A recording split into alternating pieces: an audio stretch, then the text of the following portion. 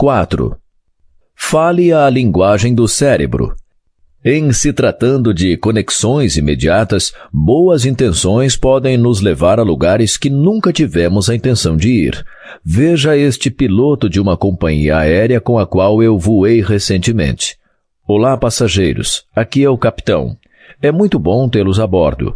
Agora que estamos a caminho, eu só queria alguns momentos para deixá-los cientes de que não há previsão de nenhum tempo ruim. Então, não devemos encontrar nenhum problema, e se tudo sair de acordo com o planejado, não haverá empecilhos para chegarmos a Londres no horário previsto. Credo! De repente, toda a ansiedade de voar que eu já havia sentido na vida tinha sido ativada. Eu havia tido um daqueles dias de karma positivo. Viagem tranquila para o aeroporto, atendentes de check-in educados, um ótimo lugar.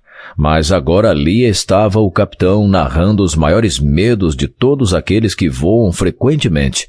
Uma viagem difícil, tempo ruim e problemas em chegar no horário ao destino. E eu não fui o único a me sentir daquele jeito. Houve uma grande troca de olhares nervosos entre as pessoas. Nosso piloto havia falhado em se conectar com os passageiros porque não falava de uma forma positiva e dizia o que realmente queria dizer, que era: sentem-se e relaxem, vai ser um voo tranquilo e nós iremos chegar no horário. O que realmente aconteceu. Mas, ao falhar em se comunicar de uma maneira positiva, o piloto plantou uma série de sugestões negativas na mente dos passageiros. O seu cérebro só pode processar informações positivas. Onde está o leite na sua geladeira? Eu sei que você sabe, mas como você sabe? Aqui está como. Na sua cabeça, você fez uma imagem rapidamente do interior da sua geladeira e viu onde estava o leite. Fantástico! Qual é a sua música favorita dos Rolling Stones? Ou qualquer outra banda que você ame? Entendeu? Como você fez isso? Você a tocou na sua cabeça para verificar. Qual é a sensação da areia? Mesmo conceito. Você foi à sua mente e buscou a informação sensorial para confirmar a sua experiência. Isso é a linguagem do cérebro, imagens, sons e sentimentos. A linguagem falada vem depois da entrada das sensações. Agora você consegue imaginar-se não fazendo alguma coisa? Não sentindo alguma coisa? Não vendo alguma coisa? Você não consegue porque o cérebro não processa imagens, sons ou sentimentos negativos. O que eu quero dizer é o seguinte: na sua imaginação, você consegue construir uma imagem de você não alimentando um cachorro? Não, você não consegue. Tudo o que você consegue fazer é imaginar-se fazendo alguma outra coisa, em pé ao lado do cachorro, passeando com o cachorro, fazendo bungee jumping com o cachorro. Todas são imagens de você não alimentando o cachorro. O seu cérebro trabalha apenas com informações positivas.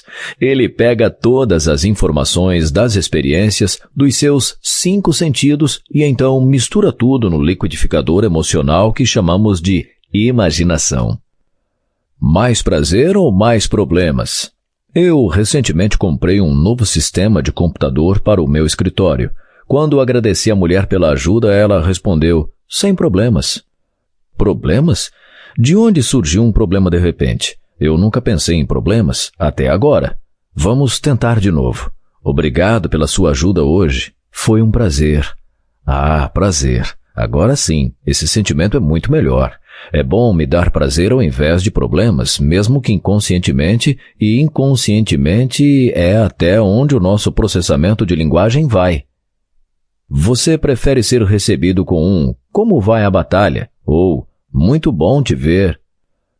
Esteja ciente das mensagens subliminares nas palavras que você escolhe. Diga "o prazer foi meu" ou "foi um prazer", em vez de "sem problemas".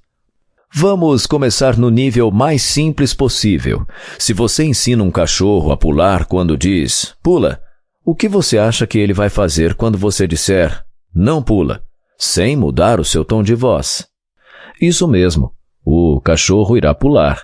Mesmo nós, humanos, que conseguimos processar a linguagem quando escutamos "não pula", primeiramente pensamos em pular e em seguida desviamos o pensamento. Isso é porque não e todas as negativas, na verdade, não são linguagem. Então, se não ou negações em geral não são computadas pelo cérebro, o que eu posso esperar do primeiro pensamento da minha filha quando eu digo por favor, não bagunce o seu quarto. Recentemente, fiz um discurso em um resort no qual a piscina fazia uma curva por dentro do centro de convenções. Como parte do discurso de abertura, o presidente da associação brincou com os atendentes. Por favor, não caiam na piscina. Você poderia ver os seus olhos brilhando momentaneamente enquanto eles se imaginavam fazendo isso. Nós mesmos fazemos isso quando dizemos algo como, eu não quero estragar essa negociação. E quantos de nós terminamos uma carta com a seguinte frase, se você quiser mais informações, por favor, não hesite em me contatar. Quantas sugestões negativas você planta na mente dos seus consumidores, clientes, colegas, pacientes ou estudantes com as palavras que escolhe todos os dias? Claro que isso pode ser um caso de semântica, desde que os seus consumidores e clientes estejam cientes do que você quer dizer. Mas tenha em mente que o cérebro primeiro pensa no comportamento e depois pensa no comportamento oposto para substituí-lo. Que tipo de pensamentos você está despertando em seus clientes, superiores ou empregados quando diz estas frases? Você consegue diferenciar as mensagens positivas e negativas? Não se preocupe com as bebidas no mercado. Sem problemas, invista no longo prazo. Não entre em pânico. Nós não faremos nada impensado. Ligue-me quando você tiver mais informações. Eu não o levaria tão a sério. Nós cobrimos todos os pontos-chave. Isso não vai doer nem um pouco. Não tem como você perder. Foi um prazer. Aqui, o K, saiba o que você quer, pense positivo do seu KFC, entra em jogo de novo. Nos negócios, você precisa estar ciente de como usa a linguagem e deve encorajar seus funcionários a estarem cientes também e a ter o hábito de falar e pensar positivo. Colocando de outra maneira, aprenda a não falar na negativa. Processe isso. Bom humor acima de tudo. Enquanto o cérebro processa as informações e as experiências são alimentadas pelos 5 sentidos, as sensações são transformadas em linguagem. Em certo nível, só há, de fato, 6 coisas que fazemos dia após dia. 5 delas têm a ver com os nossos sentidos. Nós vemos, ouvimos, tocamos, provamos e cheiramos. O que você acha que é a última coisa? Nós processamos a linguagem, processamos as nossas experiências em palavras e as comunicamos. Todos os dias, saímos pelo mundo e temos experiências por meio dos nossos sentidos. Depois, explicamos as nossas experiências, primeiro para nós mesmos e depois para os outros. Pensamos em palavras, falamos sozinhos e depois falamos com o mundo, explicando as nossas experiências. Nós passamos grande parte das nossas vidas explicando as nossas experiências. É um dos elementos fundamentais em se conectar com outras pessoas. Explicar é um trabalho difícil e um problema que a maior parte de nós tem é que caímos em padrões de explicação das nossas experiências de uma maneira pré-ordenada. E mais, cedo ou tarde, pensamos sem pensar. Todo mundo tem um estilo de explicar. Algumas pessoas desenvolvem o hábito de explicar as suas experiências para si mesmas e para os outros de uma maneira positiva, enquanto outros dão as suas explicações de um ponto de vista negativo. Existem vários estilos de explicação, mas basicamente é possível dividir em 2 grupos, positivo e negativo. Uma explicação positiva resulta em você ser percebido como entusiasmado, otimista e muito bom em enxergar oportunidades. Um estilo negativo pode ser taxado desde um realista bom em enxergar problemas até um completo pessimista. Esses estilos afetam a sua atitude, e como você já sabe, atitude é contagiante. Eu tenho certeza de que o nosso piloto, caso tenha pensado, achou que estava sendo prático e realista com seu anúncio, mas a maneira de explicar e a escolha de palavras influenciaram o resultado da comunicação. A boa notícia é que você pode escolher o seu estilo de explicar e, por essa razão, mudar sua atitude. E quando você conquista isso, você pode moldar como as pessoas se sentem e como se sentem em relação a você. Tudo se resume ao seguinte: conforme as suas experiências se tornam palavras, suas palavras se tornam ações, suas ações se tornam hábitos, seus hábitos se tornam sua imagem e sua imagem se torna seu destino. Causa e efeito. Todos nós temos uma tendência inata de explicar por que as coisas acontecem. As melhores ferramentas que temos para isso são relatos de causa e efeito. Existem duas maneiras de contar esses relatos. Uma é estabelecer a causa fora de você. Aquele idiota da contabilidade me deixou de mau humor. O outro jeito é você atribuir a algo dentro de você. Eu sou um gênio. É claro, nem sempre uma dessas atribuições é correta, mas a chave para você descobrir qual está correta normalmente está no uso de uma simples expressão, uma das mais usadas. Trata-se do porquê, que usamos nas perguntas. Crianças sabem disso, elas são ótimas entrevistadoras. Pelo que eu posso dizer, estão programadas para perguntar por quê. Por que estamos indo lá? Por que ele está usando aquele negócio no nariz? Por que você está dirigindo tão depressa? Isso é a curiosidade natural agindo. Mais cedo ou mais tarde, essa curiosidade inata é reprimida, minimizada como uma janela de computador por adultos que estão ficando loucos pelo incessante porquê. Porquê de seus filhos. Mas isso está sempre dentro de nós, operando em um plano de fundo, mesmo quando somos adultos e achamos que essa fase já se foi. Nós evoluímos como espécie por meio da lógica, razão, comparação e, mais importante, processando feedback, curiosidade, um instinto que está agregado ao porquê. É um elemento crítico nesse processo.